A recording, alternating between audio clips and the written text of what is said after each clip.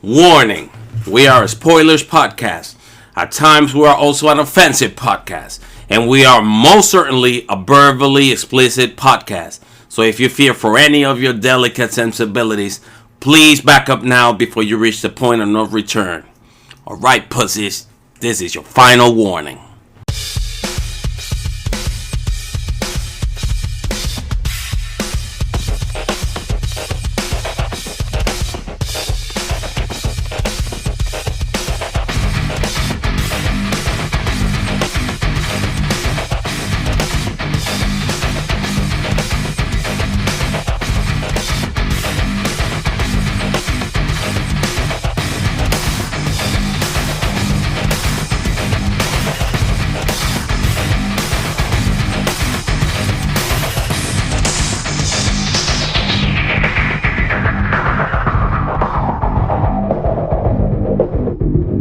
Alright, it's time for another episode of Cinematic Anarchy.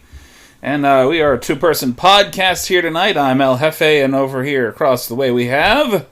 It's Omar. Hello, mother froggers. Mother Froggers. Mother froggers. Ribbit. You mother froggers.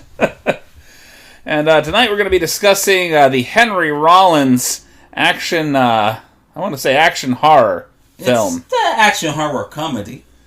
It's equal parts, yeah. I mean, there's I want to say his deadpan delivery was 90% of any comedy that was in this movie. Everybody else takes it dead serious, you know? It seems like, yeah. I liked it. The movie is He Never Died. He never died. It's about a cannibalistic immortal who is trying to basically keeps himself in check to a series of routines that he has, the way he's living life, to keep himself from to control his urge of eating human flesh as a cannibal. How the introduction of his daughter into his life really throws that right out of whack. Yeah, basically, I guess it was a trigger, like a lot of things when you used to having a structural lifestyle and you have some kind of disorder. That's the way they kind of treated it, I will say, in the movie. Because it was a trigger, and he felt that this was like a disruption to his routine. Well, yeah, that vampire kind of thing going on. A cannibal thing, I guess. And he avoided a lot of things. For example, this hot waitress that had a crush on him. I believe he kind of avoided people so that he could avoid those triggers. You know, anything that might make him feel that hunger. Yes. Anger did it. Obviously, the sight of blood did it. Violence did it. You know, it all kind of brought those demons back into his head. To the forefront, yeah. They were always there. They brought him back to the forefront of his psyche. Actually, I want to say that it wasn't even really his daughter that threw everything out of whack.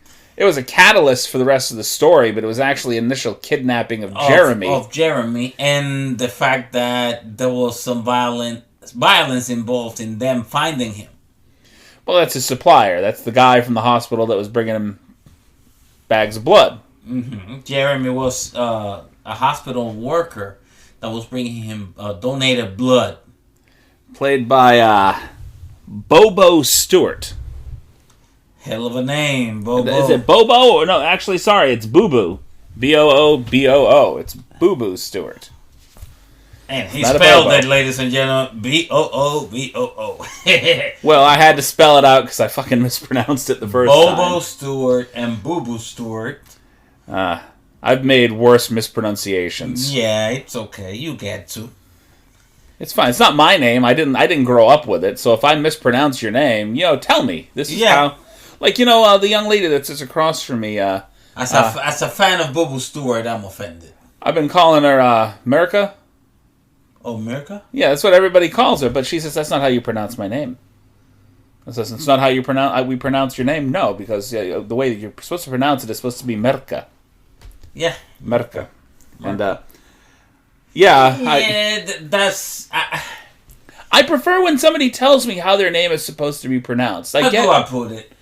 I guess to each his own.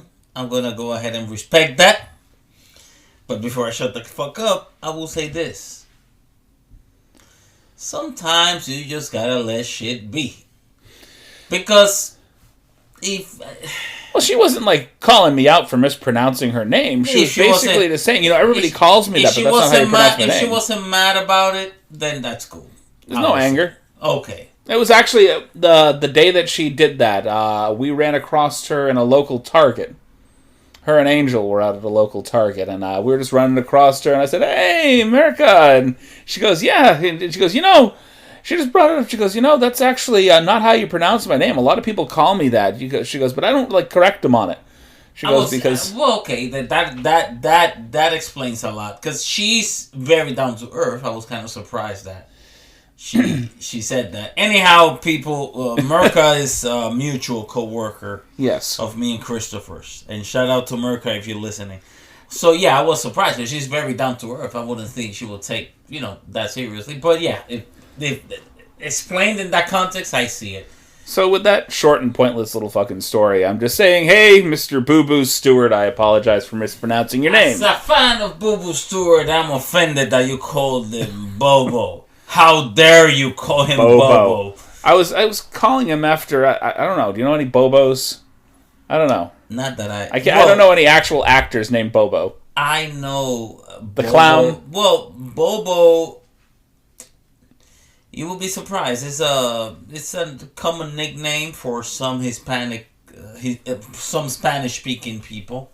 You will find that you have a few, not a huge percentage. That's probably Pepe or something like that. But yeah, it's a nickname that you will kind of like Bubba for rednecks with a gut.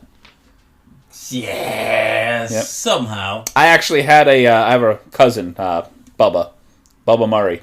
That's his given name. His parents actually, on his birth certificate, named the motherfucker Bubba. What the hell are you thinking, man? I get giving your son that nickname or something.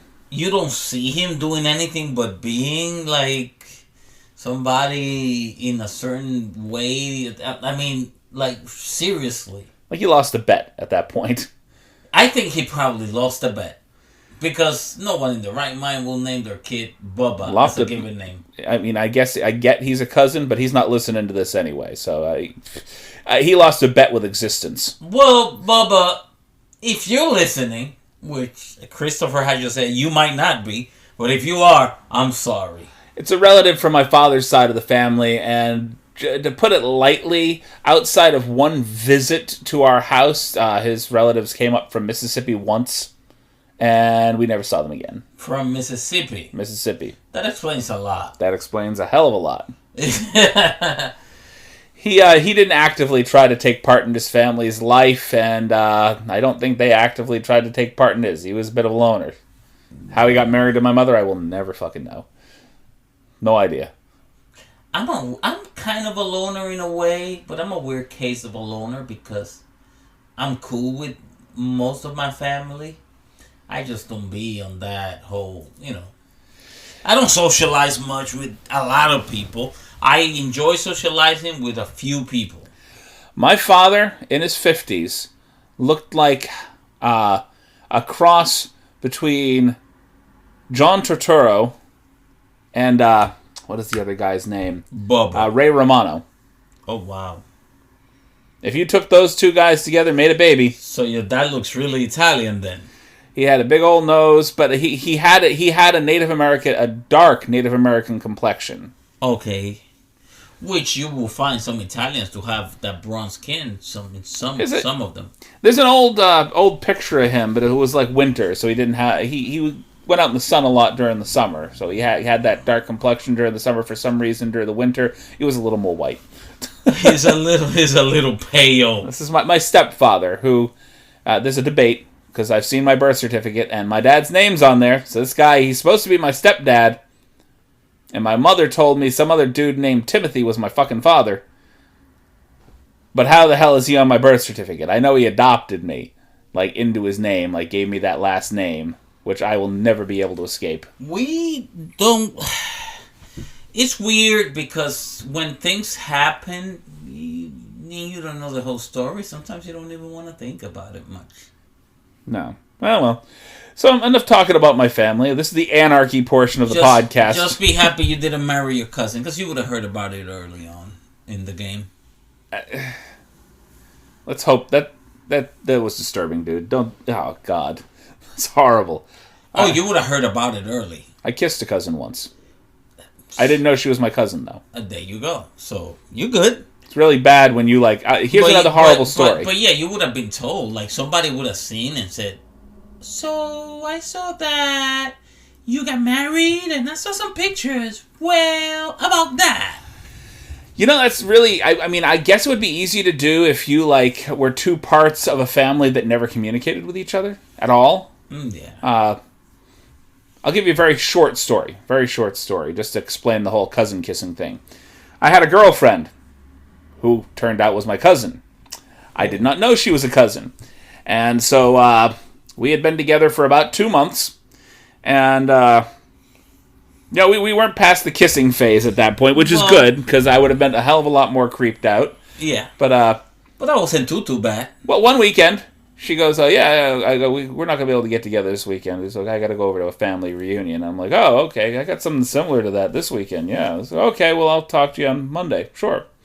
So, lo and behold, I go to this family reunion, and my aunt says, my aunt goes, "Christopher, I want to introduce you to your uncle, blah, blah, blah." I can't remember these people's names because I never saw them again. My mother did not communicate with her family. Tell me it wasn't another Bubba, though. No, it wasn't a Bubba. I wasn't making out with a guy.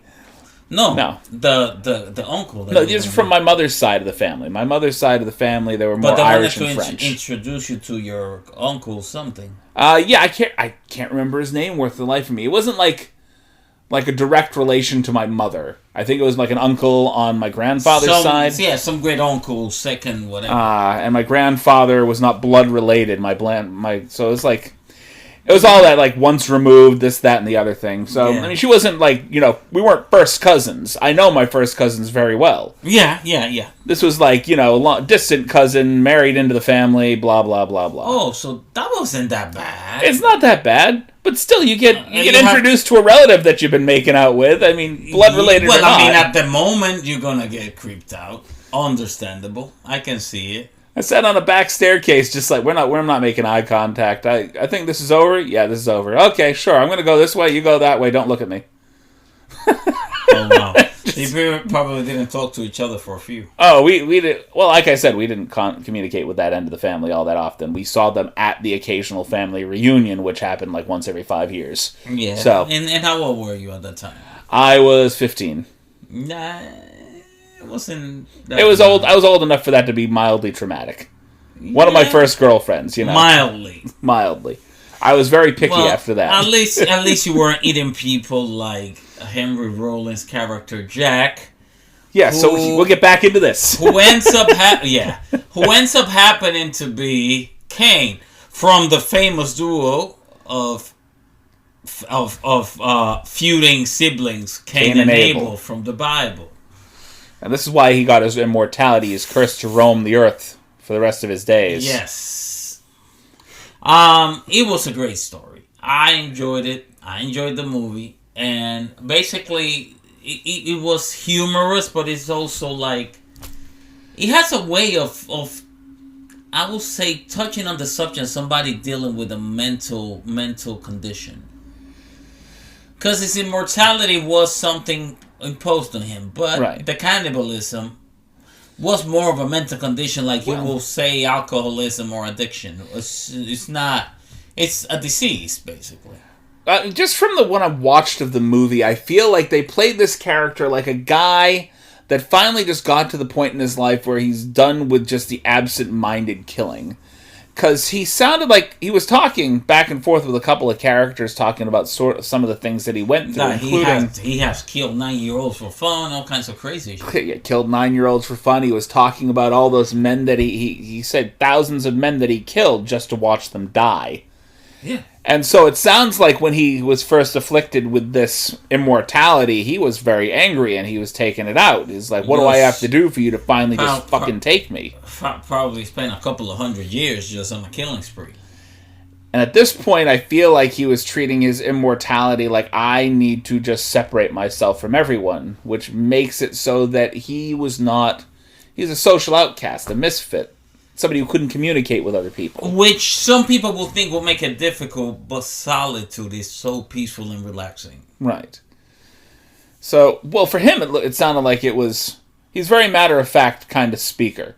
He doesn't lie. You know, he was very, very forthright when he says things to people. And one of my favorite lines was when the waitress Kara says to him, "You're a bit out there, aren't you?" And he's like, "It's the normal ones that you've got to watch out for." Yep.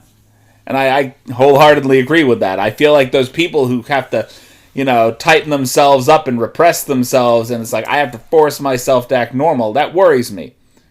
Anybody that's normal like that has something to hide. Well, they've designed. It's a design. It's like, I act this way because something in my head kind of makes... It worries me. So if I don't keep myself in check, worries me what I might do. Yep, basically. So anyone that seems too normal, usually it's too good to be true. I can attest to that for recent, a couple of years ago, experience was involved with somebody that seemed so normal and, let's call it well-rounded, and it turned out to be a closet kind of crazy, where it was an issue because it was something that I thought it was, and then it wasn't because of that. And the way things get sometimes discovered is even more traumatic when you deal with somebody that you think is normal and it's going to be some kind of normalcy.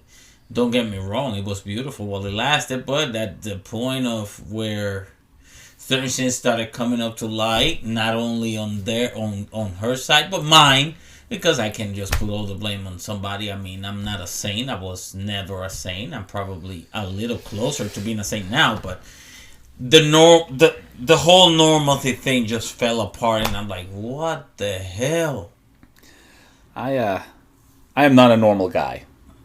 Oh, I'm not a normal, nor pretend to be, nor want to be. My wife constantly tells me, "Yeah, you got to grow up. You got to do this. You got to do that. You got to do this." Okay, yes, I guess I got to grow up. That's fine. I go, but you knew who I was when you married me. You knew that I was a weird guy. You knew that when you're upset, I'm always going to try to make you laugh. And sometimes when I try to make you laugh, I take it just a little bit too far, and then you get aggravated with me again. And it happens. It happens. But that's just the kind of guy I am. I'm a weird guy. I like to make people laugh. I like to. Sometimes I say things that make people a little uncomfortable. Yeah. And that's fine. I get it if you're uncomfortable with me. Of course, that's not going to stop me. Well, you got to understand this. I can tell you that I know you enough to know you're a great human being. I also know you're not normal by any stretch of the imagination or reason, but at the end of the day, whoever cannot accept you how you are is missing out.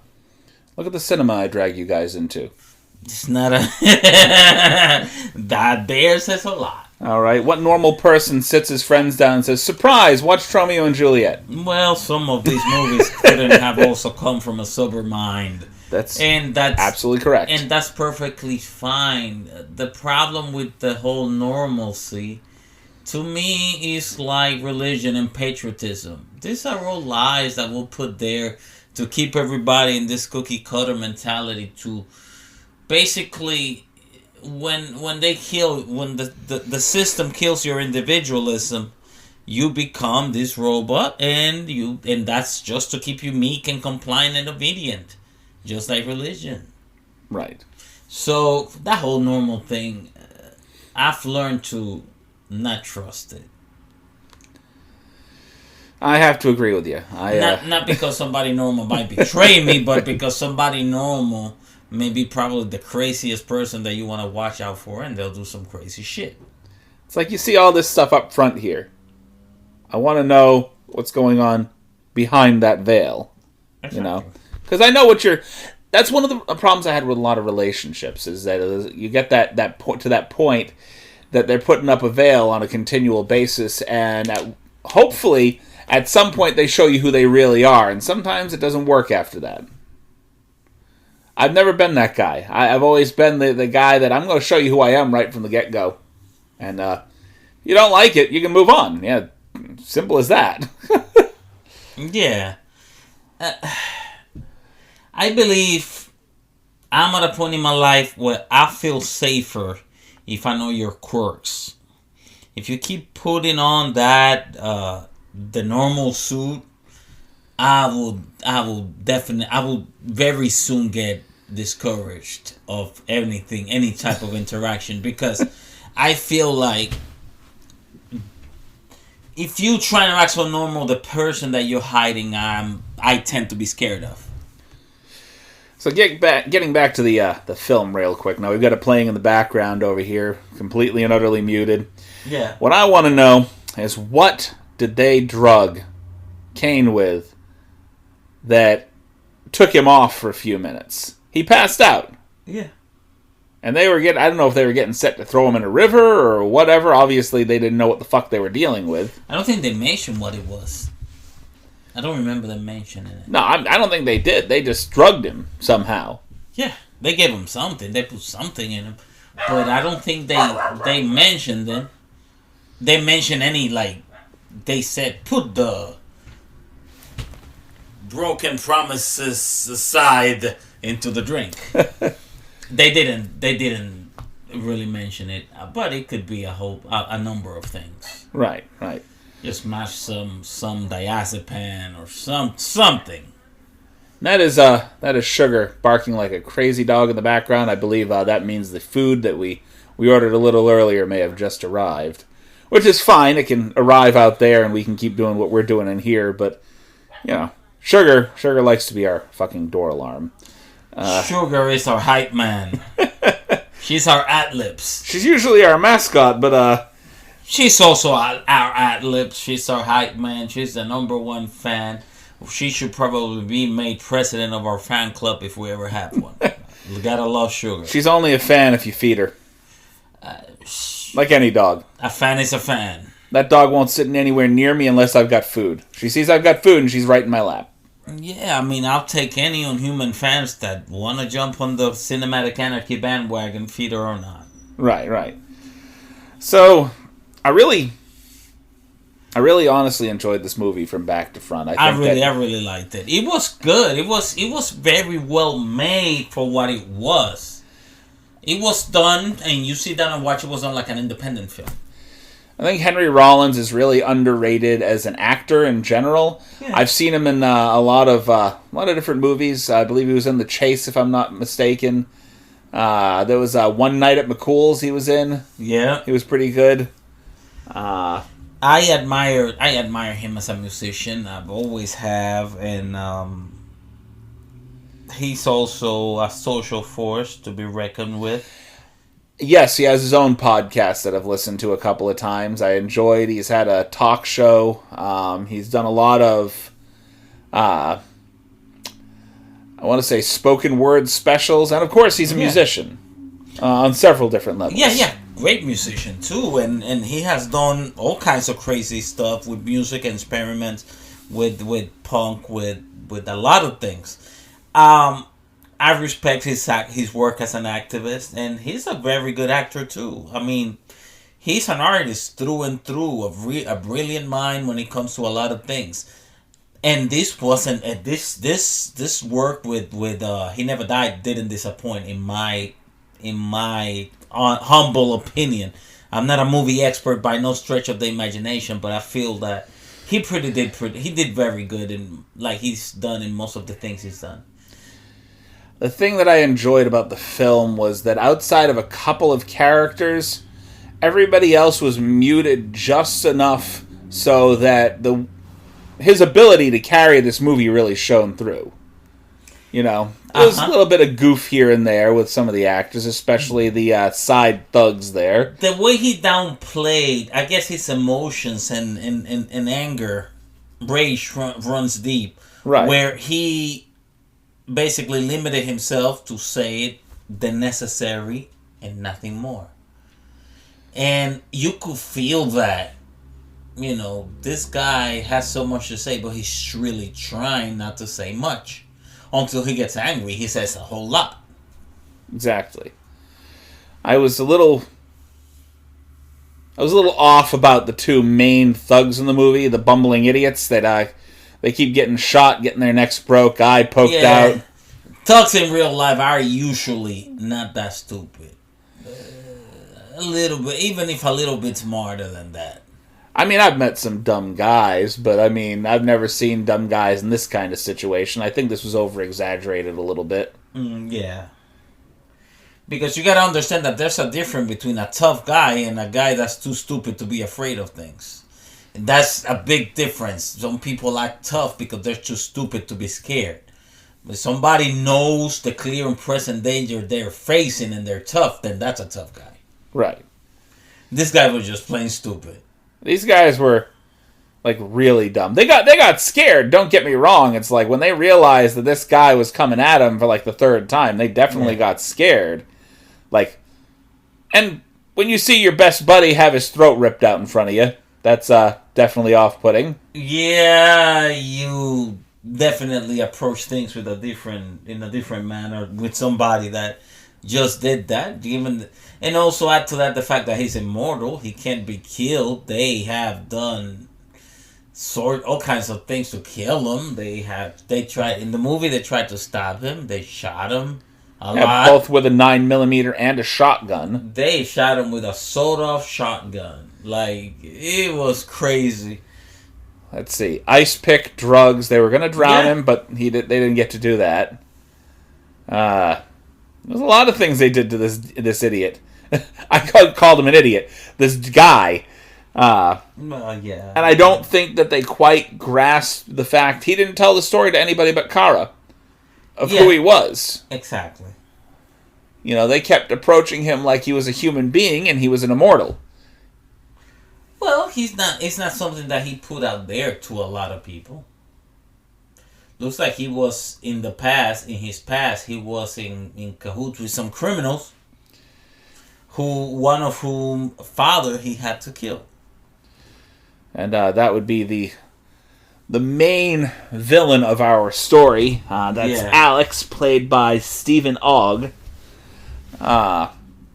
whose father got killed. He ends up kidnapping his daughter to sort of instigate more violence out of him.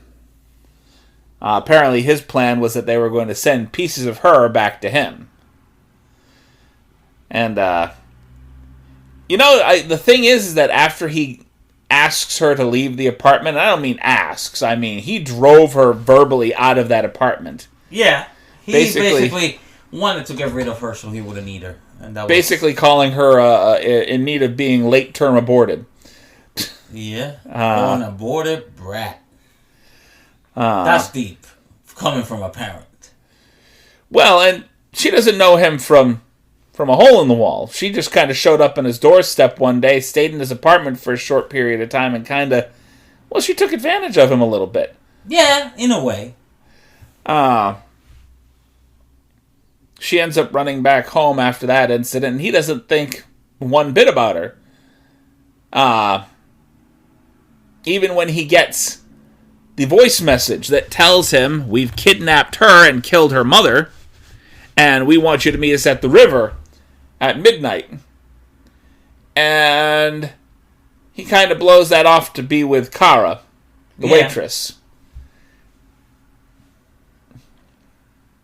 And you saw how matter-of-factly he talked about it, because she's like, is there someplace else that you needed to be? He goes, I had something going on with my daughter.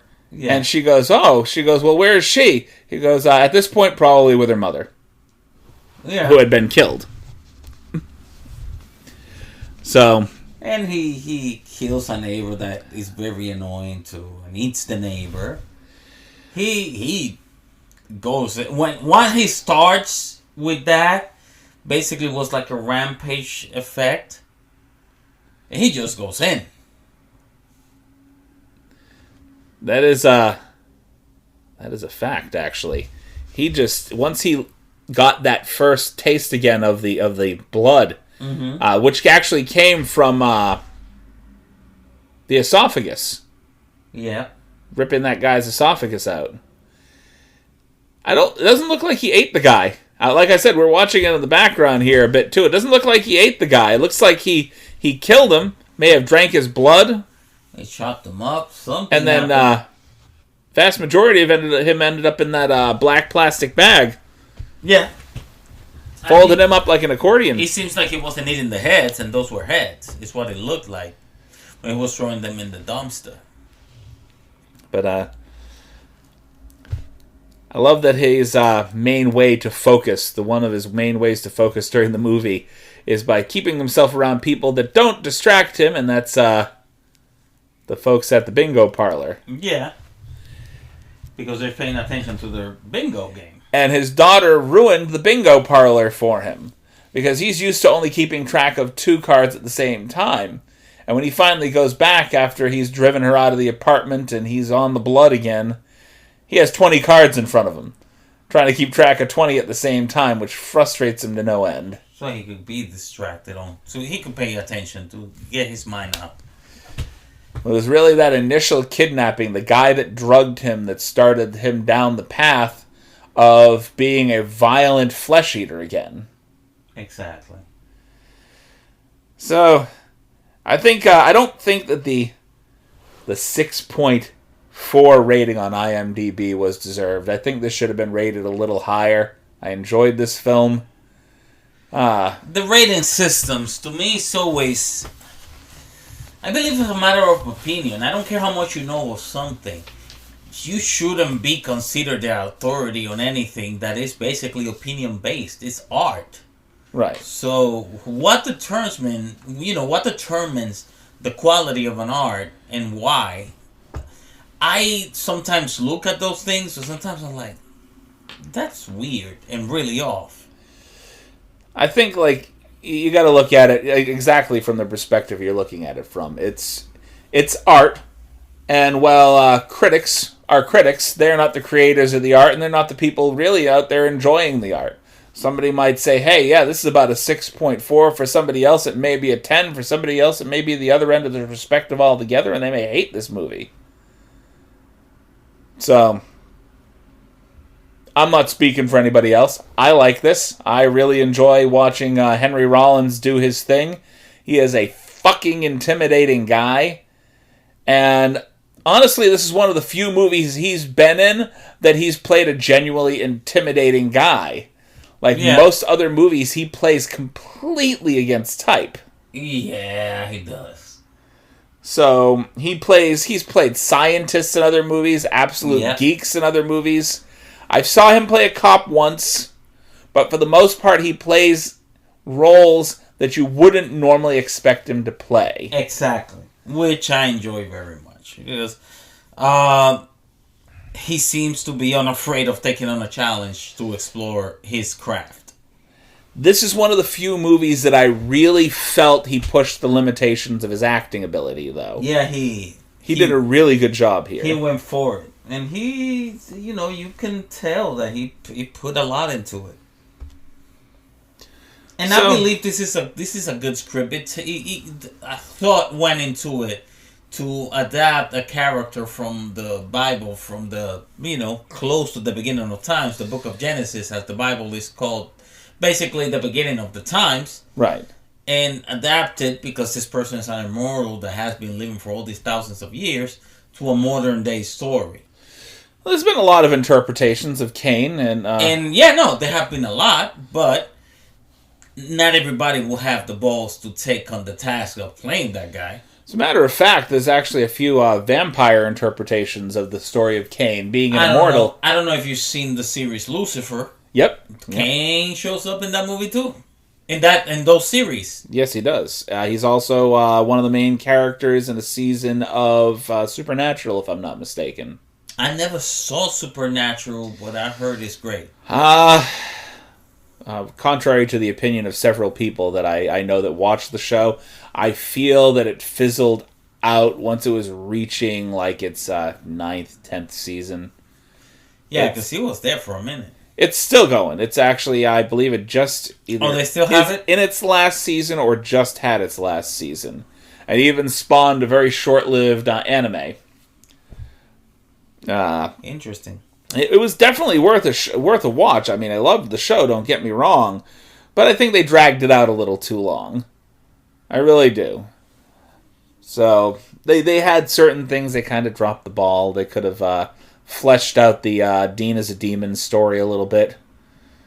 But other than that, altogether a decent show if you really want something that you're going to need to spend a bit of time taking chunks out of. Yeah, I definitely like it for people that are like me, that like to dissect and break things down and you know, put them apart and put them back together in our heads. It's great for people like that. It touches on a lot of stuff too. I mean, there's a lot of biblical, mythological references, literature references. Yeah. There's a lot of stuff. I mean, they touch on almost every a lot of historical character facts you could think of, and a lot of historic facts too. But I mean, I'm petering out about the movie here. In all honesty, I enjoyed it. I enjoyed watching Henry Rollins rip a bullet out of his head with a pair of pliers. I enjoyed basically him just these people pummeling him left and right, and he's just looking right back at him. Gets punched in the face, turns, looks right back at him again. Nobody understood. The only person that really got his goat was the devil at the end of the movie. Yeah, definitely. And who shows up to save our main bad guy, Alex. Yeah, and I'm a little stoked to see the sequel. Yeah, we'll see. We should probably look for it and what happens. Well, I think we could probably pop off another podcast just based off of the sequel. Just kind of compare and contrast the two. We've watched this. We definitely should. Keep your ears out for that. So, I think that'll drag us into our sponsorship, our little break in the middle. Definitely. And we will be back real quick with a soundtrack Anarchy and a quick pitch storm. Most definitely. All right. And, yep, stick around. Here's our sponsors. Have fun. You know, I know you guys don't always like them, or you don't like sitting around having to listen to them, but those were our sponsors, and I love you for still being here after. So, we are here for the second half of our podcast, and we're going to go ahead and take a few quick minutes to discuss our soundtrack Anarchy today, led by Mr. Omar himself. So take it away, Mr. Omar. Yes, sir. And this is one of the few soundtracks that, one, I haven't watched the movie, and two, I didn't listen to the soundtrack prior to preparing for the show. I was curious about it. Just for some reason, I basically looked for soundtracks for the year of the movie. Right. And I knew it was going to be this, and for this episode, it was going to be just me and Chris. So I looked up a soundtrack, which I basically sometimes do on the spot. If I see a soundtrack that I have heard, I talk about it because I know it. This one, I looked at it, and for some reason, I got curious. Let me see what's in here. And then when I saw the track list, I said I had to listen to this. Okay. And it's for the movie 50 Shades of Grey, which I have said I haven't watched. Neither have I. It is a wonderful soundtrack, people. It didn't get me curious to watch the movie, but it's a great combination of music, well balanced. It was wonderful. Great voices that I have loved all my life. We have Annie Lennox's interpretation of "Us Put a Spell on You." Oh, that would be interesting. To me, that's one of the highlights. "Witchcraft" by Frank Sinatra. You had Beyonce there performing "Haunted." "Meet Me in the Middle" by Jessie Ware. Those are the Elle Golden is there too in that soundtrack. My highlight though is I'm still like, because I never heard it by her before. I listened to this. Is "I Put a Spell on You" by Annie Lennox. I've always loved her voice. I've heard a couple of different versions of that. I particularly liked. I haven't heard Annie Lennox's version yet, but I particularly liked. What was it? Marilyn Manson's version he did for Lost Highway, which was Marilyn Manson's his spin on a lot of different things is just really weird, and it's engaging because of how strange it sounds. Yeah. To me, it was a lot like when I think it was the Sex Pistols or the Misfits that did "My Way" by Frank Sinatra's "My Way." I think that was the Sex Pistols, if I'm not mistaken. Great job.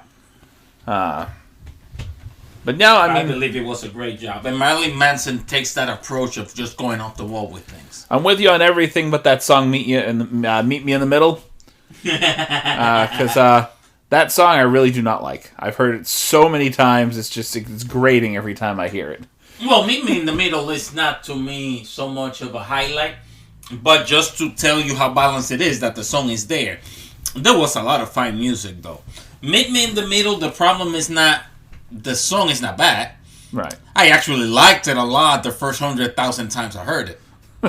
Once it got to 100,001, then it started to get old. Every time after that. There's certain people I'll never get tired of hearing the same song by. Case in point, Nina Simone's version of "I Put a Spell on You." I'll never get tired of hearing that. I don't care how much they play it. But Meet Me in the Middle, not so much. There's a lot of covers of different things, and I'll have to look them up just to kind of go across a few. There was a good punk version of that song "Mandy," that I really liked. There's a group, two different groups that do some covers that I like. The first one is Me First and the Gimme Gimmes. They're a decent punk group that does a lot of weird covers of different things. And also... I would say punk remakes. The Voodoo Glow Skulls. So, look them up. They have a couple of decent remakes between them. I know the Gimme Gimmes, but I don't know the Voodoo Glow Spells. I think Me First and the Gimme Gimmes are actually primarily cover artists. They cover a bunch of different songs. They are. I haven't heard anything, that original music. By far, though, one of my favorite groups that I've heard that have covered music in a while. I don't know how much did you listen to Hall & Oates? Of course. So there's two people, a guy and a girl, called The Bird and the Bee, that do a greatest hits cover album of all Hall & Oates music. And at first I was like, okay, this could be either really good or really bad. And in some ways, I liked her versions of the songs better than the originals. I will have to hear it. Definitely, I haven't heard it. The Bird and the Bee? Yep. I think the gentleman does most of the music and the girl does all the singing. Sounds interesting, though. I enjoy more than covers. I enjoy versions, like case in point, "My Way," the punk version by the Sex Pistols. To me, it was brilliant the way they did it. A lot of songs are like that. But also, a good cover is always a good cover, and it's always enjoyable if it's done right. And I enjoy that too. Really, one of my favorite covers, and we're going to get right back to what we're watching here, is, and I'm going to have to look it up real quick. Actually, you know what? Talk for me for a few minutes while I look this up. Speak amongst yourselves. So right now, well, we were talking about covers. To me, a good cover is always a good cover, and there have been some great covers throughout. Right. And I enjoy them. I love versions because I want to see how creative you can get of doing your rendition of a classic. I'm always curious to see that. But, it happens where a good cover is a good cover. One cover I enjoyed a lot. I don't know if you have seen yet Hollywood Records. Cadillac Records. I have that on a list, but I have not watched it yet. Beyonce sang "At Last" by Etta James because she played Etta James in the movie. Wonderful, amazing cover. Okay, I think I've got what I'm looking for here. Okay, so one of my favorite covers that I've heard in a while. There was a lot of covers for the Small Soldiers soundtrack. Okay. The first track on the album was a cover of the song "War," done by listen to this group: Bone Thugs and Harmony, Henry Rollins, Tom Morello from Rage Against the Machine, and Flea from Red Hot Chili Peppers.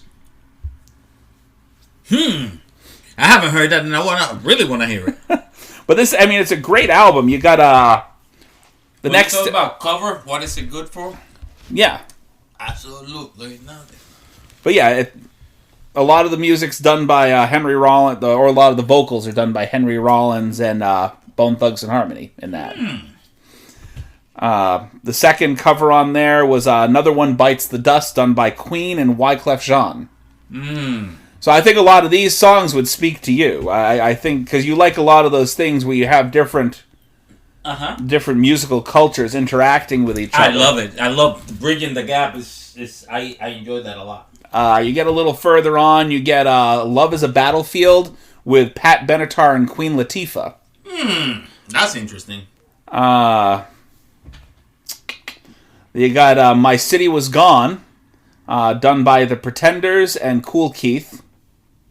Let me tell you something. Kool Keith is kind of a character like MF Doom. Yeah. Not a lot of people know about him, but he's one of the best rappers you never heard This is of. the only reason why I know about him. If I wouldn't have known him if I hadn't listened to the soundtrack. Well, Kool Keith is part of a legendary hip-hop group called the Ultramagnetic MCs. And Kool Keith's style of rapping is just off the wall and crazy. Okay. If you ever have a chance So I may have to listen, go and dive into his... yeah, he's on some other level of his own mentally, because he's just crazy. Then we go down the list here. We have Love Removal Machine, done by The Cult, and Mickey Paralia. We have Surrender with Cheap Trick and Rich Costey.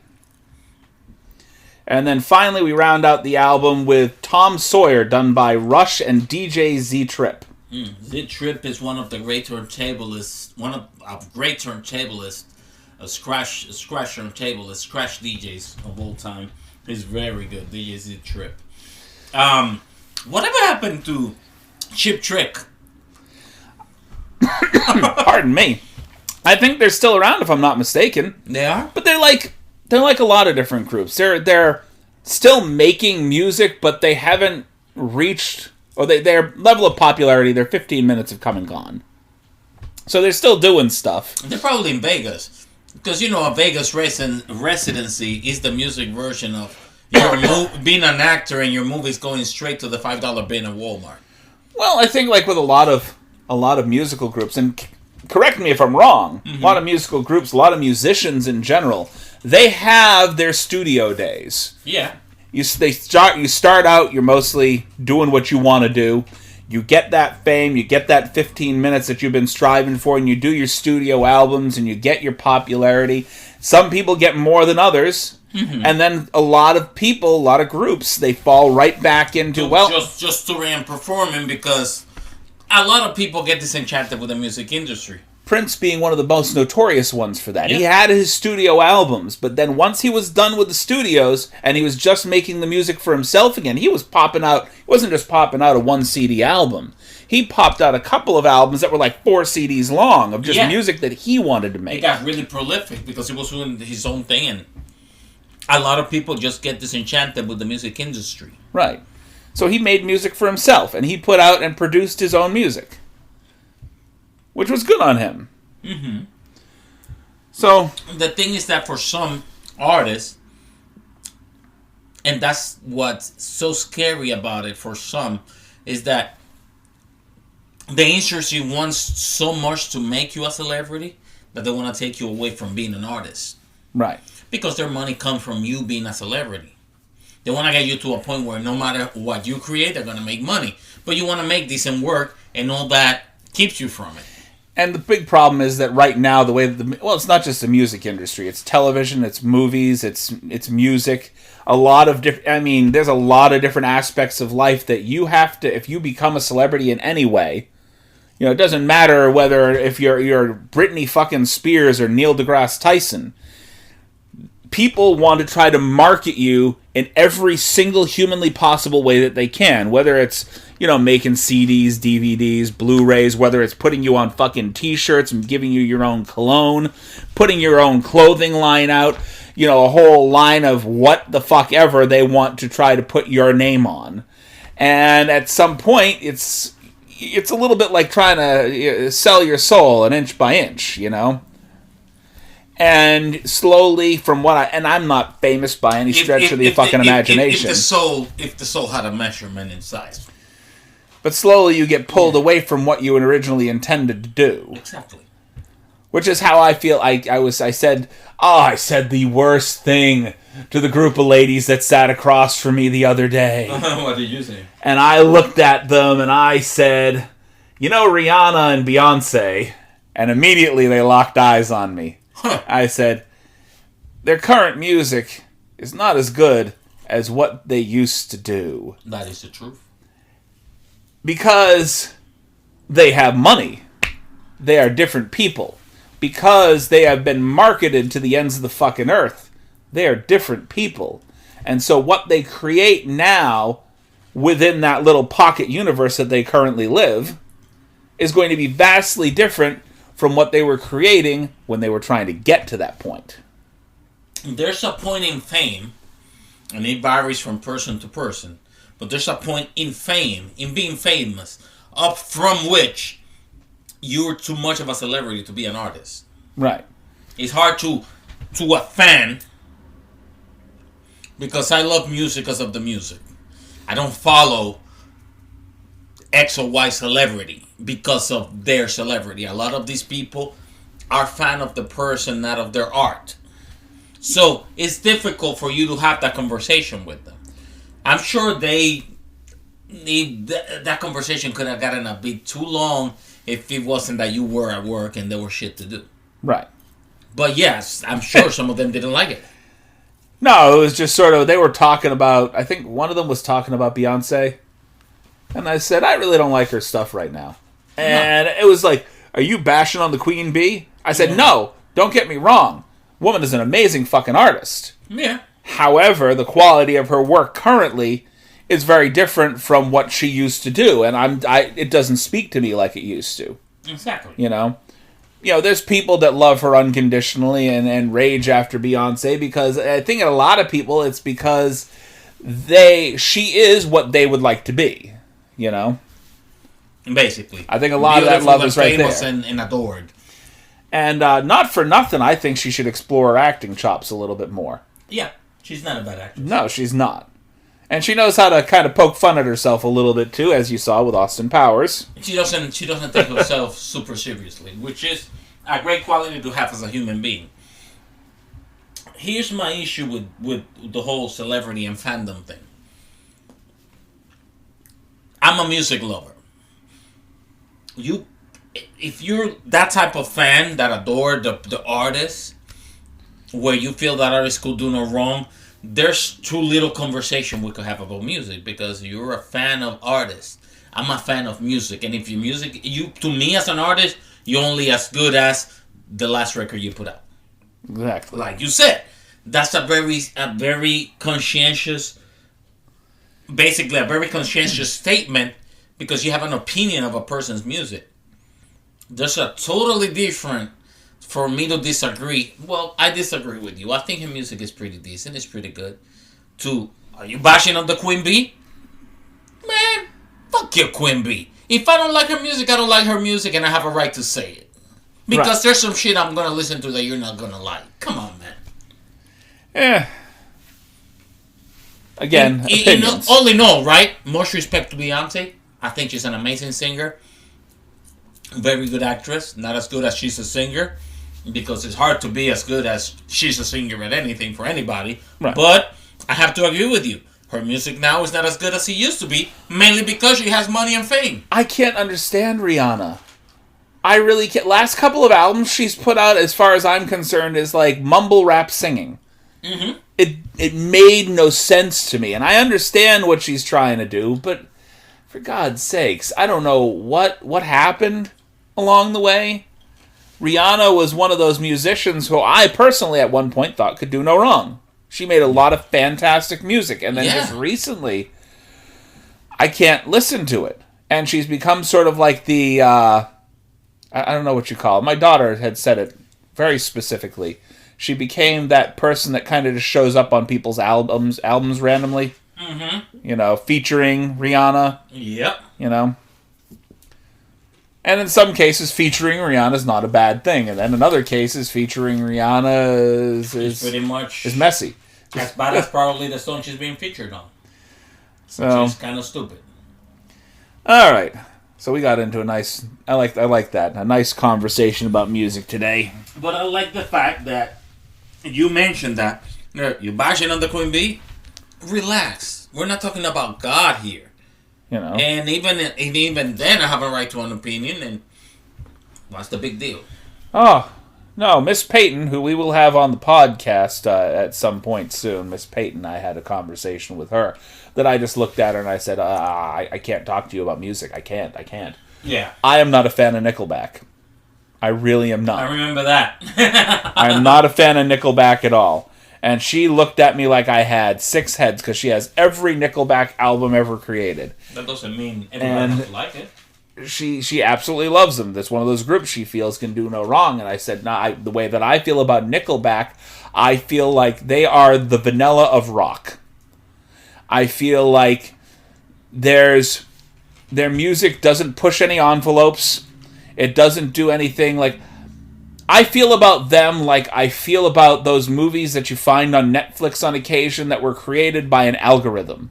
Like, they took movies and they said, this is what they watch and this is what they like, so we're going to create a movie based on these algorithms and this is what it's going to be. Yeah. And then it stars Vanessa Hudgens on Netflix. Thank you. Right. I feel like they are to rock music what bologna is to a slow roasted pork shoulder. I'm sorry, Peyton. I love you, but come on, man. So, and that doesn't go without saying that they have some music that I wouldn't mind listening to again. They're not bad music, but the whole concept of what Nickelback is just a processed product. I feel like they are like just back and front. Just it's corporate rock. It's the kind of music that is created specifically because it is created to be marketed. Yeah. Not created out of any type of, I don't know, any type of feeling or anything. I feel like it feels very watered down. Like, we want to get together and we want to make the most commercially marketable album that we can think of to make, and that's what you get. So... It's heavily marketed. But it's my opinion. It some people love fucking Nickelback. I don't. So, to all you Nickelback fans, nothing against you. Listen to your Nickelback. Have fun. You want to listen to the Queen Bee? Have fun. You want to listen to Rihanna? Have fun. It's not currently my taste in music. I love Rihanna and I love Beyonce. But I cannot get into their newest stuff myself because I don't feel that they have the same quality that they used to have. I think for such an amazing singer, there's so much that Beyonce could do besides what she's been doing for a couple of years now. I feel I can listen to a lot of their early stuff, like early 2000s. Yeah. Her early records when she was with Destiny's Child and when she first was solo. Yeah. Even up to like Crazy in Love she did with Jay-Z was that era of her songs was great. But I think after Single Ladies it started going downhill. Single Ladies was also to me not a good record as it is. But then everything started getting progressively worse than that. That's actually where I called the foul right there. I said that was the time point. I couldn't really pinpoint Rihanna all that well. No, I think starting with Single Ladies, it was downhill. I think, and I hate to say this out loud, oh my god, so many people are going to throw a fucking brick at me. But I think that Rihanna and Jay-Z... not Rihanna, sorry. Beyonce and Jay-Z, that right there was kind of the downfall of a lot of Miss B's music. A lot of his music, too. He started making records that were too commercial for his lyrical abilities. If you ever hear Reasonable Doubt, the only reason you know is the same person that did Niggas in Paris is because the voice is unmistakable. Right. But he did make some very good records after that, though. And, well, after marrying Beyonce, but he did a few records, like, right around that time when they got together after that were, that were shit. I'm not diving into the Jay-Z thing. I don't touch that. No. To give you an example, it was records about street life first, but they were very, very articulate, even elegant to a point for somebody that's talking all that gangster shit. He was very articulate, and there were artistry in the way he was expressing his things. And you hear it and you say, very smart individual talking about things. It's like watching a movie. You're not a gangster. You don't glorify that life, but there's no denying that Goodfellas was a great movie. Once Upon a Time in America was a great movie. Right. So, Jay-Z, for example, Reasonable Doubt Records is to gangster-related music that talks about crime, what Once Upon a Time in America, yes, I dare to say that, Once Upon a Time in America was to movies. Right. Excellent. And it was so elegantly, so many stories, so many views elegantly told that when you hear Tatum, you feel disappointed in a way. Because I come from that era when that came out, I was young and out there. And the way, you could tell this dude read a couple of books. Right. Then, I got disappointed. But he did all the good things that kind of redeemed him. Like he did that American Gangster soundtrack. That's a Washington movie. He did the whole soundtrack for that. Great music. He did one great record he did was one of his most recent 444. Great record. And he basically rapped his age. When he did that whole Niggas in Paris thing, he was already too old to be doing that type of record. So that why I was kind of disappointed. Right. But, you grow up, you mature. The problem with fame is that there's a point in fame where you're too busy being a celebrity to be an artist. That's what happened with Beyonce and Rihanna, I feel. What happened with Kanye West, but Kanye West was even worse because he got too drunk on himself. Yeah, see, I don't think the other folks within that conversation are people that got too drunk on themselves so much as... Are too busy with celebrity to create. Right. And you look at Beyonce, how is she marketed? Like, everywhere. Yeah. She's marketed in a lot of... I think she has her own clothing line, if I'm not mistaken. She has everything. Clothing line, makeup, all kinds of crazy shit. Right. I think she has her own website for makeup and all the other perfumes, so on and so forth. I think she has everything. I'm trying to find out if she has her own line of dice to play, like Monopoly, and shoot dice with. I wouldn't be surprised. I wouldn't be surprised. You remember on Dave Chappelle?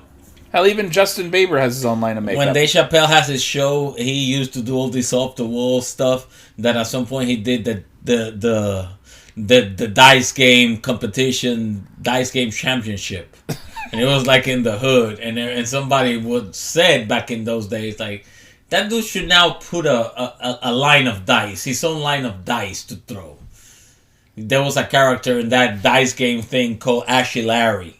He was mad ashy. He was really, really ashy elbows and stuff. And when he was going to the dice game, he said, "I'm going from ashy to classy," throwing the dice because it's a gambling game. Yeah. And they were also saying, "Yeah, Ashy Larry should have his own line of lotion too."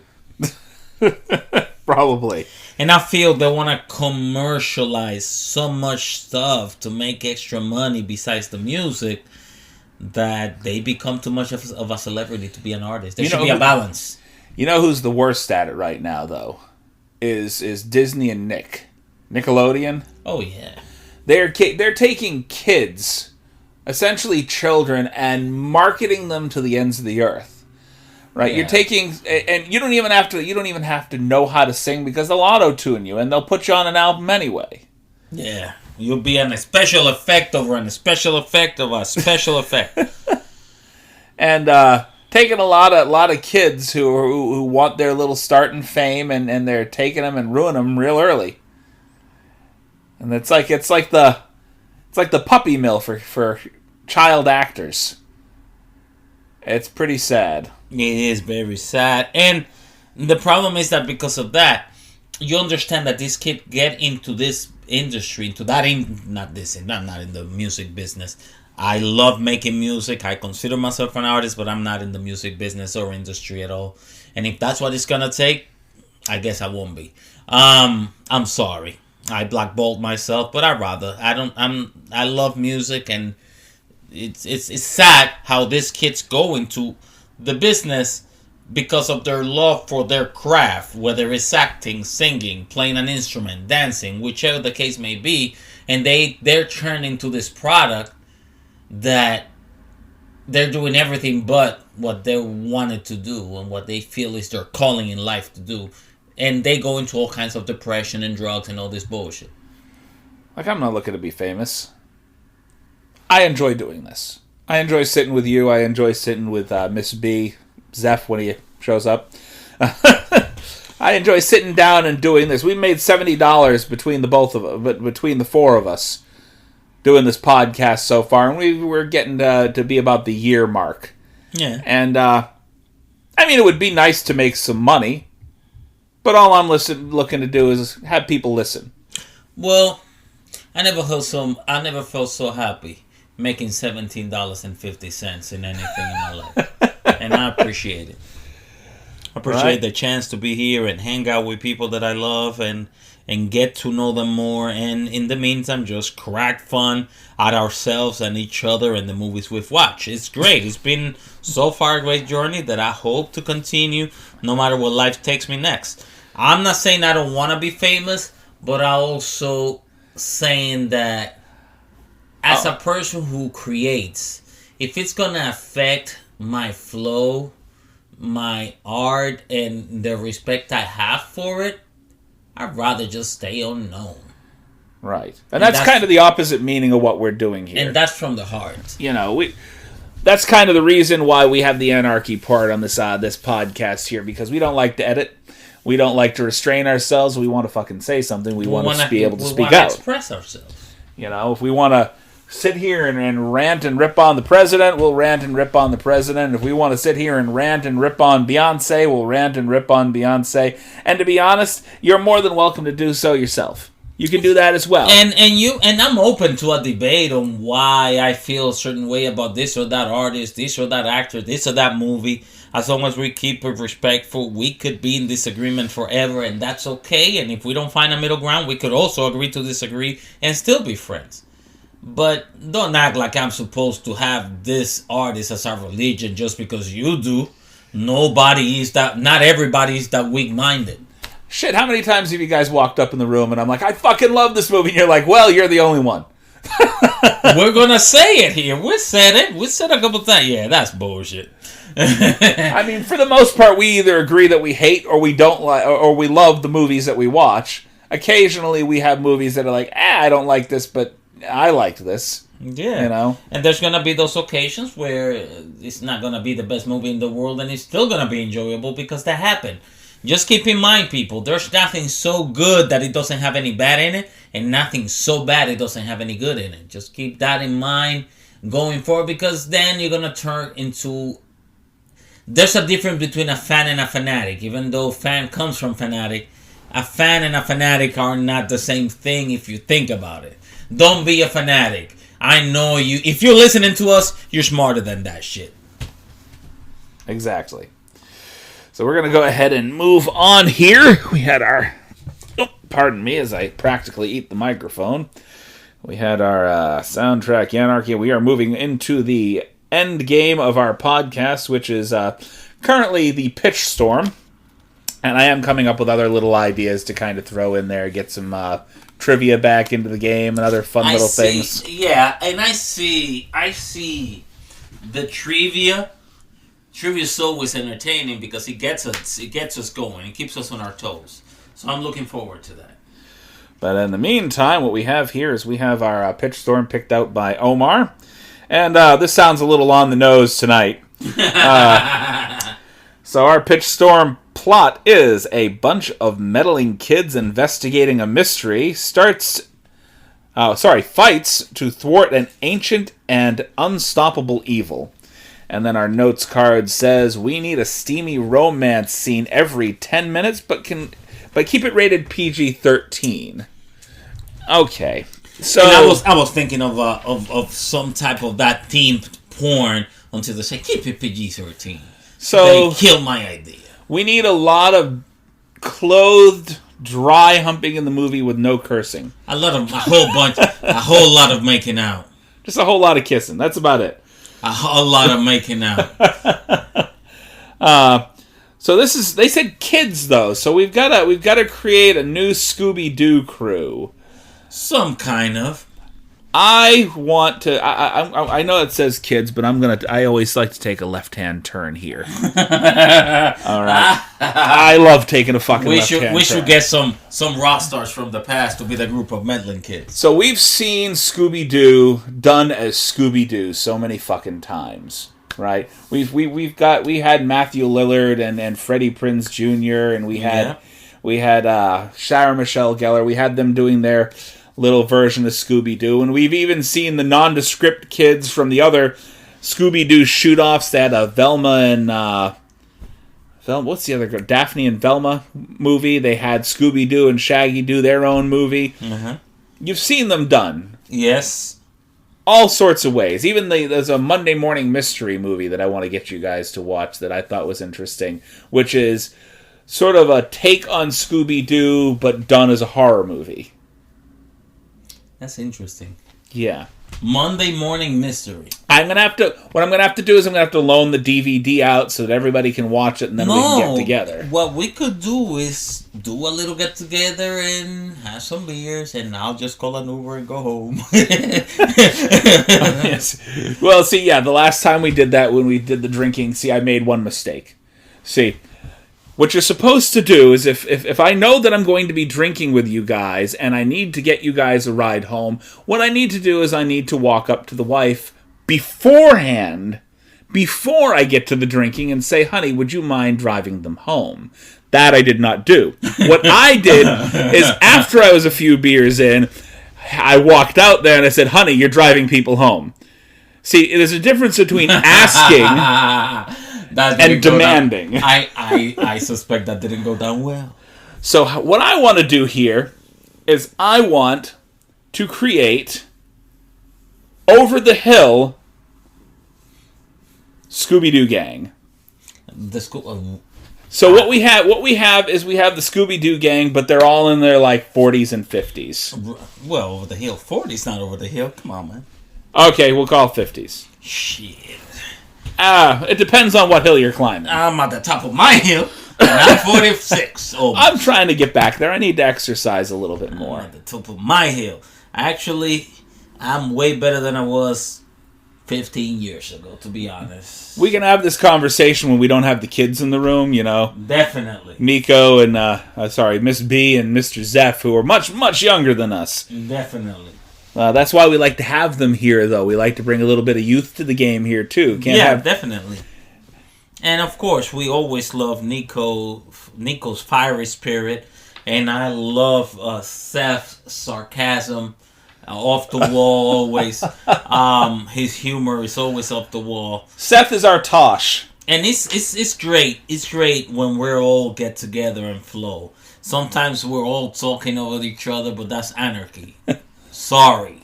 I love it. It's in the name of the podcast. It's chaos, anarchy. That's the point. It is. You know what? And not for nothing. If you go and you pick up any fucking newspaper, you go into any news feed right now, it's all fucking anarchy right now. Yeah. We are going to be that port view on the chaos. I think we try to be anyway. I think as for a show that has anarchy in its name, which more orderly than the things that should have some order to them. Well, no, if you listen to other entertainment podcasts, I mean, we're doing this for a while and nobody's bleeding. I guess we're more real and I think more orderly than a lot of things that just do the crazy shit to sell. Well, I mean, you want to do the podcast in the middle of a mosh pit? We could try. Everybody just grab a lapel mic, start throwing ourselves into each other, and we'll try to do the podcast that way. It sounds like fun, but we're going to be the only one listening and not to each other, just ourselves. It sounds like fun. I will try it. I'm not sure that final result, audio-wise, is going to be they're going to get the stomping, the Cinematic Anarchy's podcast mosh pit. We're transmitting live from the mosh pit. Wait. That's a hard elbow. Yeah. No elbows, motherfucker. What? Ah! No. Yeah. I could see it. I'm not allowed to mosh with my friends anymore. I'm not. Do you break something moshing? I am a bit vengeful. This is me when I was in my early 20s. Hey, I'm sure you will be still vengeful. We were a bunch of had my first apartment. A bunch of us were in one of the empty bedrooms, and we removed the beds, and we were just blasting the music, throwing ourselves into each other, just moshing around the room, bouncing off the walls. Quite literally, I think we might have left a few holes. My fucking buddy Matt threw a fucking elbow. He threw an elbow and hit me square in the jaw. So he knocked me on my ass, and they're still going about their things like nothing had happened. And I don't know if he intentionally smacked me in the face with that elbow. But next time around, I got up. He went high. I went low. I clipped him in the legs as he went up, and he went down. So I could see it happening. I basically shoulder tackled him. And he was not happy with me after that. I'm not allowed to do that. Sure. If you go up to throw your body into somebody and they give you a quick back body drop that you're not expecting, that's probably gonna bother.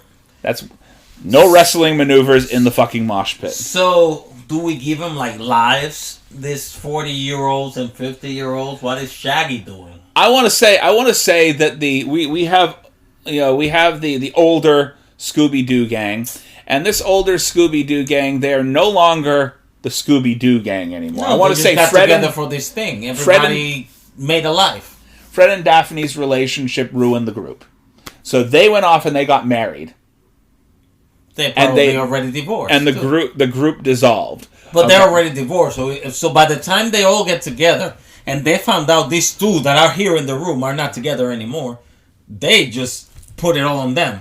So, you're trying to tell me that your relationship disbanded this shit, and you're not together? So, you telling me that it was all in vain? Wow, you pictured it way different than I did. You think they're still together? Oh, you pictured me way... Yeah. I pictured them going off and becoming like this little wasp couple. They're both very, very vacant. Because if you remember the show, Daphne and Fred were not the brightest people. They were dumbass wasps.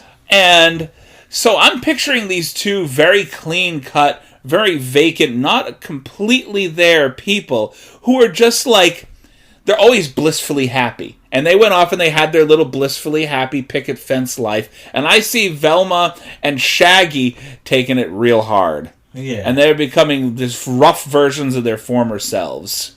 Yeah. And I think that right now, you could probably take... the original Scooby-Doo movie crew and do the same thing. Yeah. I really think you could bring Freddie Prinze back. I forget the name of the actress. Linda Cardellini, who plays Velma. And I want to say these are just rough, haggard takes on the original characters. Rough, haggard. I like rough, haggard. So they went off and they went to be happy, but they had a kid. Daphne and Fred had a kid. And they had... the most ADHD, angry fucking kid that two people could have. And so they get back together, the group gets back together for whatever fucking reason. And they are both still vacant, still smiling, trying to be happy all the time, but they're trying to be happy in the face of this kid who's just this raging whirlwind around them on a continual basis. Yeah, I see it. I want to say Shaggy. This is a Scooby-Doo movie without Scooby, because dogs' lives, they're not that long. So they get on in age. He's got a puppy that's called Scooby-Doo 2. A Scooby-Doo 2? Scooby-Doo 2. I think I like the idea that they're all unhappy, except for these people. I think the blissful life is all up front, and they're both really unhappy too. With the life, I think it's all unhappy, but they're stuck together. They're those kinds of people that we're going to be together for the kid, and they're very unhappy about it. They just have one kid, and they've been together like 1,000 years. Fred's got a gut now, you know. Yeah, he's really. He's over the hill. He's got a gut. Shaggy took it real hard when Scooby passed away. Yeah. Scooby probably has died, and they have Scrappy Doo, who is a grown dog. You remember Scrappy Doo? Oh no, Scrappy! If Scooby died, Scrappy died. They were together at one point. They weren't the same age though. No, Scrappy was the puppy, right? And Scooby was the full-grown dog. So maybe Scrappy slipped. Well, in the movie, the second movie for Scooby-Doo, Scrappy was a psychopath. Well, Scrappy was a very feisty dog. I think that's why they called him Scrappy. And he grew up to be super cranky. Super cranky. No, it was like megalomaniacal, like evil. And he was overprotective of Shaggy. So you think that maybe Scrappy's gone into rehabilitation, now he's Shaggy's buddy? Yeah. And Shaggy's a bit jaded now. Yeah, Shaggy's way too jaded. Or Shaggy's a pothead, and he's really the only one that's really happy at all. He just doesn't seem to be happy. Like, he took it hard when Scooby passed away, but I feel like he gets over it real quick, and he's like, okay, buddy. With the help of weed, and I guess they go together. They go together to the cemetery all the time, weed and shrooms. They go together to the cemetery all the time to drop some flowers of Scooby. And sometimes there's the occasional bud. Right. He's got his own little grave site with a little bit of a shrine. A little bit of a shrine. I was going to say just a little bit of a pot field kind of hanging up behind him. Yeah, he probably grows his pot behind the Scooby-Doo's grave. They never touch on this. I feel like this is an R-rated Scooby-Doo. Like, this is a hard take on Scooby-Doo. Because, I mean, we're trying to keep PG-13, though, so no, we can't go R. No. So. I mean, yeah, we could go R. They're grown-ups. The people that know and love Scooby-Doo are grown-ups, too. I feel like Velma goes all dog the bounty hunter. Right? Yeah, I feel Velma's a bounty hunter. Velma gets real angry real quick. Because Velma, I feel like she was always trying to vie for Fred's attentions. And Velma just took a real hard right turn. And she is just like, nope, I'm done. But they end up together at the end of this. He leaves while they're so leaves Daphne for Velma. Yeah, in the middle of the whole process of your face is priceless. In the process of solving the crime, they kind of discover it should have been her. Right. Daphne ends up with Shaggy. No, Daphne ends up all cranky. Shaggy doesn't want her. No? Nah. Because I guess I think no. I feel like Daphne ends up all pissed off, cranky, because they end up kind of going their separate ways, and Shaggy just kind of slinks up, hands her a joint, and it probably all changes. It'll all be all right. She'll feel so much better after this. She understands that she probably should have tried it earlier. And I want to say that's like an end scene for the movie where Shaggy and Daphne go off in the Mystery Machine with Scrappy. Or no, they're parked. The Mystery Machine is parked somewhere, and they're at the top of it smoking. Like the second movie, it almost seemed like the Mystery Machine was only almost strictly Shaggy's. Like everybody else went off their own different directions at that point. I believe it was Shaggy. Probably Shaggy lived in it. Yeah, he lived in the van. Well, now he probably doesn't live in it. He made some money from the pot. right? He's got his own line. He has no, he didn't make it that commercial. He was selling it when it was illegal and coming into the legal. He had some people that helped him out and he saved some money. So he wasn't necessarily that stupid. Shaggy was just aloof. So I want our main villain. So Shaggy basically wasn't rich, but he was okay. He had a regular house, but he knew how to invest his money too. He's not a stupid guy. Exactly. He had a house who was in probably Daphne and this guy's mansion. I keep forgetting his fucking name. The other guy. The other wasp. The other wasp? Fred? Fred.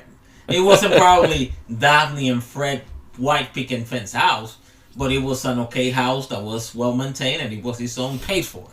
So he was okay. He was well off somewhat. I feel like they touch on that at some point in the movie. Like, they have their house, Daphne and Fred have their house, which is like, it looks like a white picket fence on the outside, but in the inside, it is just absolute fucking chaos because of this kid. And his house, on the other hand, looks a little run down outside, but when you get in there, it looks like really nice. Probably not necessarily run down, but just normal. I mean, like, it doesn't look... A normal house that probably somebody will rent. Nothing anybody will dream of. Right. It was the house you and I will rent, but he just happened to own it. And he was probably nice and picked up, and he kept it really minimal with a whole bunch of bongs. Bit of a minimalist. I don't need anything. This is what I need. But then he has a bong collection. A collection of bongs. Well, I need those. Let me tell you, if I were in a position where I'm single and I don't have to deal with anybody, where I live by myself, I probably kept a very minimal living space with a whole bunch of bongs. So I'm going to get a little punny here. I want the main bad guy in our movie. Okay, because he's supposed to be fighting against an ancient evil. Yeah. I want the main bad guy in our movie to be Shaggy. What? How? The rap artist. Oh, Shaggy, the reggae artist. Yeah, he does a little bit of rap, a little bit of reggae, well, right? The dancehall is basically kind of what the whole concept of rap came from. They were doing dancehall. It was basically remixing famous reggae song, and somebody was toasting. They called it toasting, just talking over it poetically. And that started with the reggae sound system culture, where they were doing remixes. Okay, maybe I misunderstood. Yeah. Either way, that's what I'm looking for. Yeah, the dancehall artist, Shaggy. Yeah. I like it. Because of the two Shaggies. Sort of like a Shaggy versus Shaggy kind of thing. Shaggy versus... And they should fight each other. Shaggy versus Shaggy. I like it. I like the sound of it. Yep, definitely. What was his plan, though? He's just a killer. So I don't want to say... I want to say that at some point...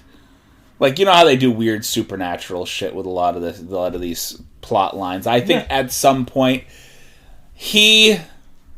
Shaggy was looking for a boost to his fame. Not boost to his fame. I don't want to insult the dude.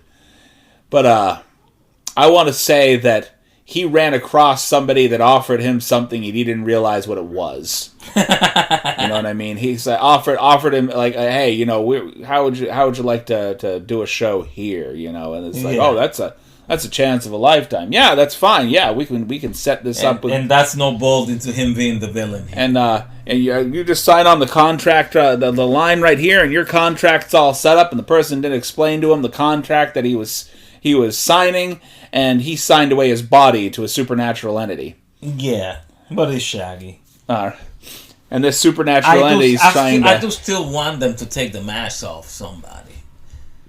It wouldn't be the Metlin Kids without somebody getting the mask taken off. Right. So Shaggy, he's not really Shaggy. Shaggy turns out to be... But who is the... Well, see, here's the thing, is that the entity that takes over him, he is not Shaggy. That's the point. So they have to figure out who it is. I want to say this is like a musician from the past that wanted back in. It could be. I got it in my head, but you can say something first if you want. I don't know. I'm thinking of a couple. It's a gentleman that I know that's played a musician previously, and I may have introduced you to this movie. You remember Bubba Hotep? Oh yeah. I'm thinking Bruce Campbell doing his impression of Elvis Presley. Yeah. Elvis has decided he wants to come back. Yeah. And Elvis takes over the body of Shaggy. And then, basically Elvis just took this body over because he was the one that was weak enough to sign this dotted line on a blank paper. Right. Basically, it was blank. Other than the dotted line, the paper was blank. He just signed it because he needed the show. I want to say, contrary to popular belief, Elvis didn't go upstairs. Elvis ended up downstairs. Life of debauchery that he led near the end. Man, he stole a lot. He stole a lot. He stole a lot. I know. And there was people that, like a lot of blues artists and artists of a lot of musical genres, like Chuck Berry, Ike Turner met Elvis when Ike Turner was like playing little clubs and Elvis was a truck driver. And a few years after, basically, it was the same style that he used to have, and he said it. You remember me? Like, what the fuck? So yeah, he probably ended up in hell. So I want to say that Elvis ended up downstairs and he honed his craft a little bit, and now he's deciding that he's going to come back. He nonetheless made great music, don't get me wrong. But the real king is Chuck Berry. Okay. I feel. Ooh, got the sniffles. Pardon me. So I kind of enjoy the idea. I don't know where we're going with that. Elvis is trying to bring himself back. Yep. From beyond the grave, and he's using Shaggy's body to do it. And there probably could be an internal fight because of what Shaggy's known for is not what Elvis did. I want to say there's going to be a lot of suspicion from the beginning. Of course, we, the viewer, see the obvious, but they're like suspicious. But this is not the regular Shaggy. Shaggy took a turn and it's making rock and roll now. Right, Shaggy's gone on to try to make rock and roll and gospel music, which is definitely not what he does. And I feel like Shaggy, the other Shaggy, not the musician Shaggy. I feel like he has spent his years since he split up with the Mystery Machine crew. I feel like he spent his years practicing meditation and yoga, trying to reach some sort of spiritual nirvana. And as such, he has become sort of a pure, clean version of himself. And we can go ahead and try to. This is a movie. Yeah. We can have him reach a level of nirvana, which is still almost not the brightest spoon in the drawer, but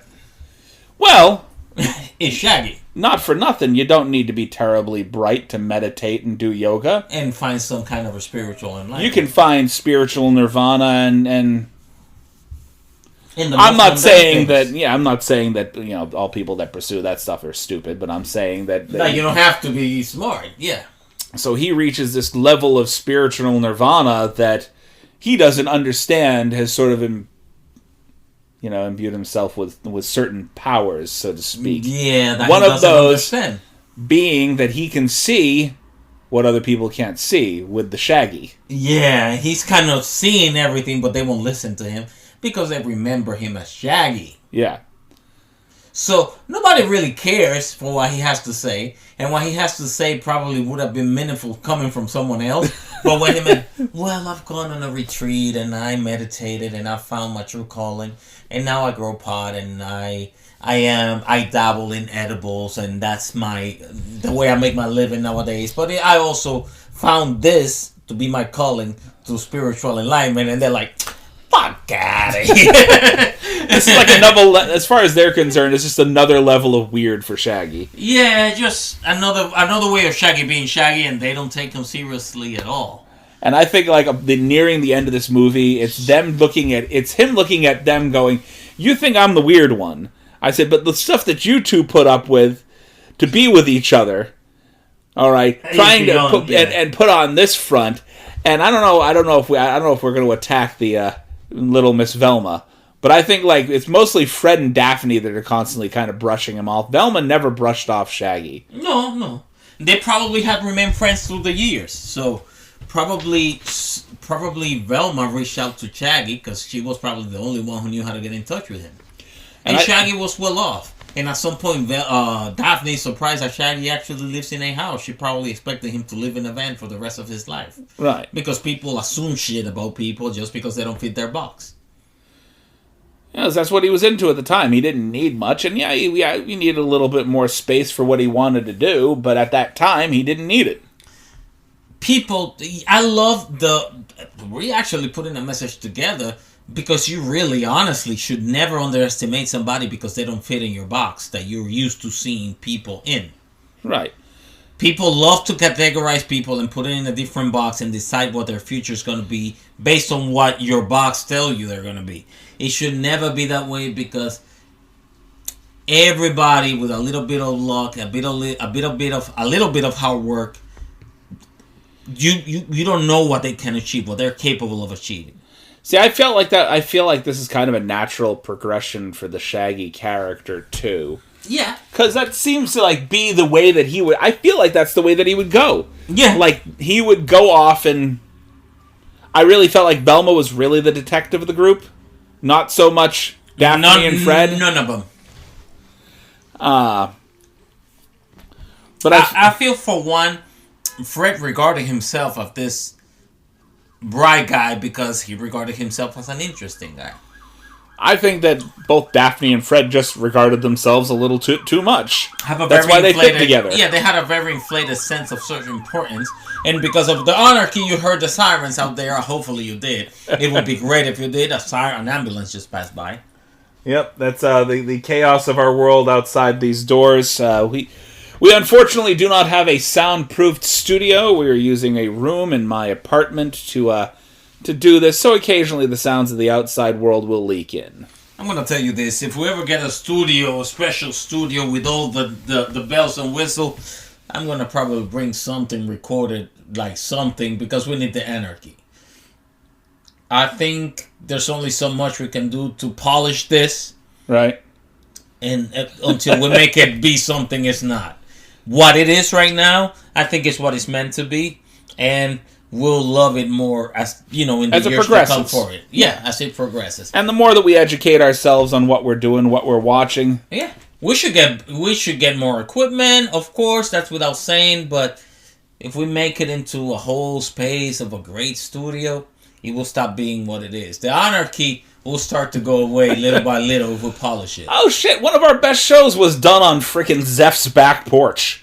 Yes, and one of our best live streaming too. When Zeph kept saying, "Beer me." Right? Beer me. You remember? I was not there. That was the Tank Girl podcast. And I was kind of high too. So I wasn't really paying much attention to more than one person at a time. He kept saying, "Beer me." And I was the one by the beers. It was a day I remember. It was very funny. So, I mean, that's what we're leading towards here. That's kind of what we want, is we need something free-flowing, something that allows for free-flowing form, basically ideas to be thrown back and forth between us. As this show progresses, we always want to keep in mind that we can't stop it from being fun. Let's take it, of course, seriously out of respect for what we're doing and out of respect for the listener. But also not so serious that it stops being fun. It stops having the Anarchy element to it. Because if we have listeners, all 5 of you listen to us because of how disorganized we are. But we're lovely, aren't we? We try to be. And we're not recording this particular one. Well, not through Facebook anyway. I think I want to pare back from doing that a little bit. I want to try to maybe get into the habit of recording a little bit before and a little bit after. Yeah. But I think that sitting down on Facebook is detracting from people actually listening to the podcast. And if I agree. If we're meant to be a visual podcast, we can go that way too. We can go and move over to Netflix. Not Netflix. Move over to YouTube. Yeah, let's be the first... Netflix Weekend Dream. Hey, let's be the first Netflix-based podcast. Or the first podcast-based Netflix show. There you go. We can always reach out. They buy it. Hey, Netflix, we're cheap. Wow, I just got goosebumps. You don't need to pay us like Adam Sandler. We're unknowns who wouldn't mind being known a little bit more. Yeah, well, that money we're gonna give Monique that she acted stupid about, we'll take it. Yep, we'll get that. I'm good. That's okay. We'll be fine with that. So you imagine getting that money in your hand and still keeping your little 9 to 5 and just use that money to something productive, not only for yourself, for the world as a whole. You know what my end game is here. I've told you that several times. Yeah. See, my whole thing is I know people that need a voice. Definitely. You needed a voice. Yeah. Yeah, that's why I enjoy having you here. Miss B definitely needs a voice. Zeph, I don't know he needs a voice. how much he needs it, but he sure as fuck he loves having a voice. He loves having a voice. He loves a voice. He's a little upset, actually. His part of the podcast has not come to fruition. All right, because nobody hates Zeph. It's hard. That's what he wants. He wants an everybody hates Zeph segment. Let me tell you something. It's hard to hate Zeph. Can anybody start hating Zeph, please? That's what he wanted. He wanted his segment to be everybody hates Zeph, and he wants people to just throw him some hate, and he wants to go ahead and throw some hate right back at him. And you know what? Nobody hates him. I said, you haven't done enough to be hated. Here's the thing. What will work probably on that will be just roast Zeph. Right. And don't do it so frequently so people can come up with a new idea to roast him. You roast people you love. Instead of hating them. I told him if he wants people to hate him, he needs to become like the Kanye of the show. Well, Zeph's a good guy. He's sarcastic as hell. And the reason why it goes down well is because we know where it comes from. It doesn't come from a negative place at all. So it's going to be pretty difficult to hate Zeph. Shout out to Zeph if you're listening. Right. Well, hopefully he is listening.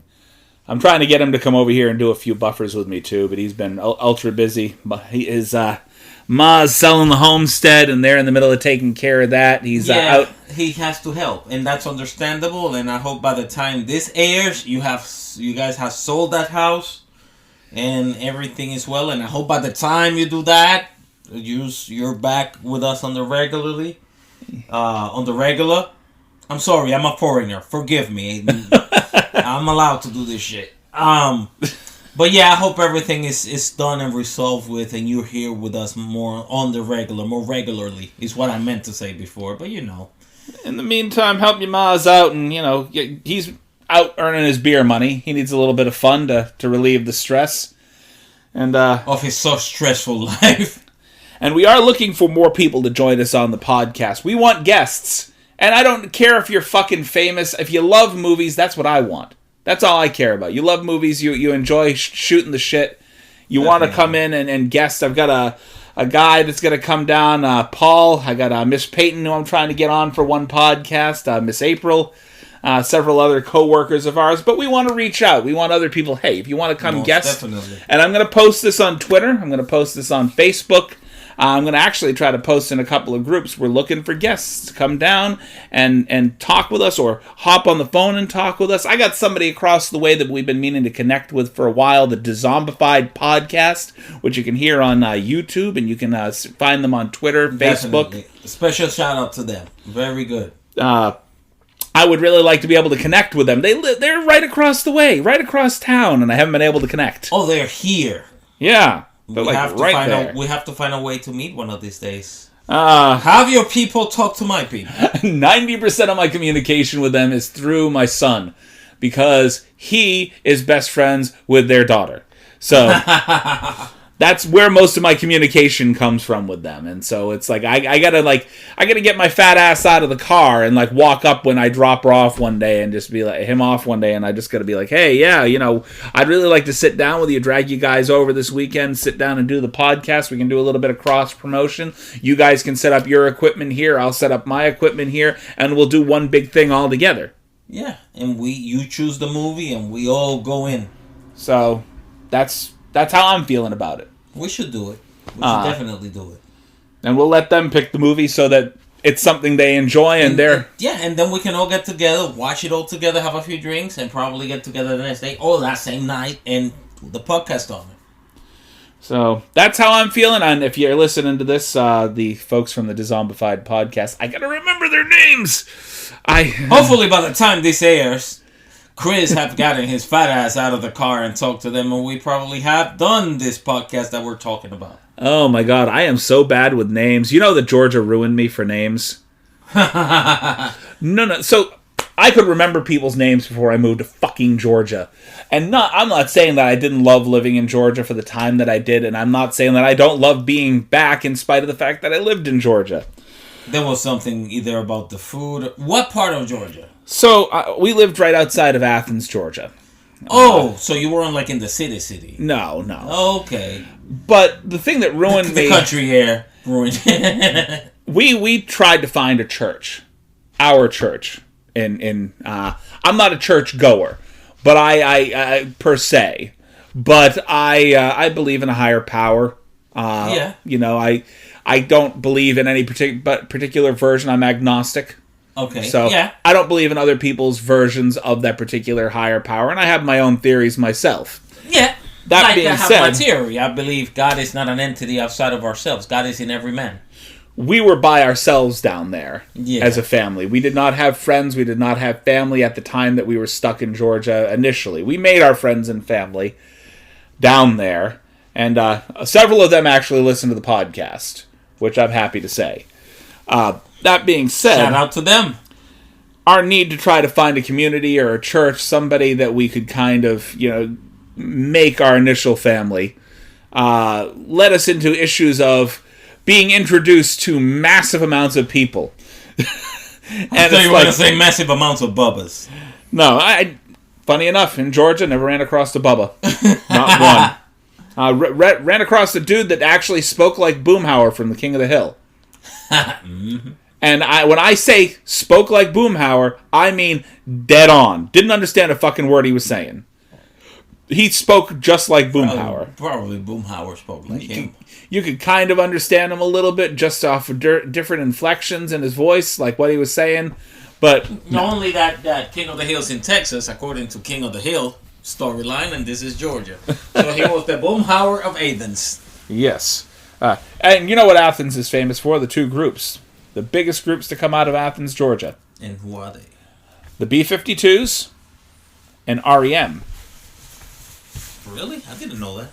You didn't know that? No, they were really... I really don't. And there was I really didn't. I like their music. I love all their music, but I didn't know they came out of Athens, Georgia. Yeah, there's actually several fairly famous groups that came out of Athens, Georgia. Those being the biggest.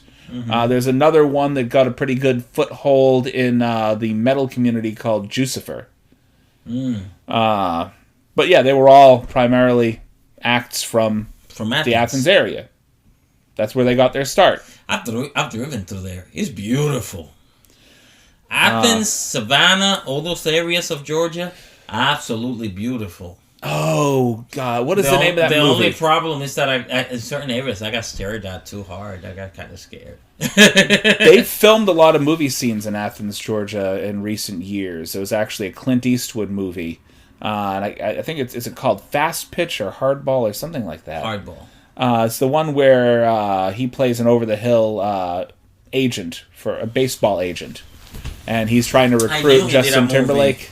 Yeah, I know he did a movie like that, and it was a pretty good movie too. And now I don't remember the damn name of it. There's a cafe scene in that movie. That was out there in Athens? The cafe was the Bluebird Cafe. It's not that name in the movie, but the name of the cafe was the Bluebird Cafe. That's where they filmed it. It was right on the corner next to the Classic Center, which is the big their big theater venue there. But yeah, honestly, I miss being around the Athens area. But yeah, that area ruined me for names. Being in and out of different churches. I could never find a church. Like the last church that we went to just before moving back up here was probably the best church. And it was the only church that you walked into, and it wasn't immediately like a judgmental place. Their speeches weren't coming from a judgmental place. Man, I saw two pastors from churches that were directly across from each other in the middle of Watkinsville, Georgia, throw down in the middle of the street. What the hell? Pastors. How do you become so in love with the messenger that you forget the fucking message? And this is, ladies and gentlemen, why I don't believe in church. As a wonderful comedian, God rest his fucking soul, George Carlin once said, The honorable George Carlin, may he sleep easy. There is entirely too much religion in the South to be consistent with good mental health. Yeah, it is true. And we're going to go ahead and leave you with that little bit here. Thank you once again for tuning in to our little bit of the world cinematic anarchy. Much love, everybody. I hope you tune in next time. And if you guys are listening by the time we're done this, Trump is impeached. I'm one of the people who think he's not getting impeached as much as I want him to. So who knows what's going on by then. But it's a lot of love, a lot of peace. Wish you all the best. Hope everything goes well in these trying times. And see you next time. See you next time. Oh, and where's the off button? Oh, see you next time. There we go. Found the off button. Off button. Off button. Stop. Activate. Yes.